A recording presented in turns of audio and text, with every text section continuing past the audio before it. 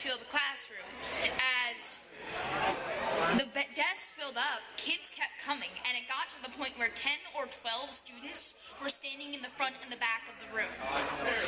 Now, the next period I sat back and I thought, well, that's kind of odd, but I didn't really think anything of it. It was just a big study hall.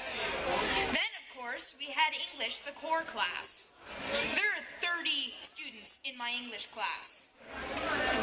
Then there's history. There are 29 students in my history class. There are 32 students in my math class.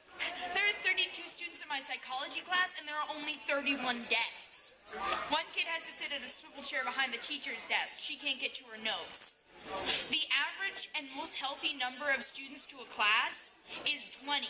Anywhere between 15 and 20 kids in a class is where you can start to have something effective.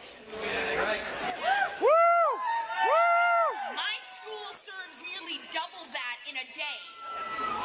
We have been lumping together schools in an attempt to get as many kids as we can in a classroom. Last year, the 9th graders got moved into the high school.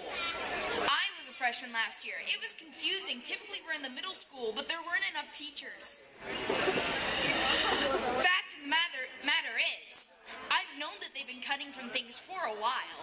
I mean, last year I saw a textbook that was so old it still used the term VD to describe STDs. That's pretty old. Now, and you know, I'm part of the language programs, and something that doesn't occur to people is that art, music, and language are the first things to get cut.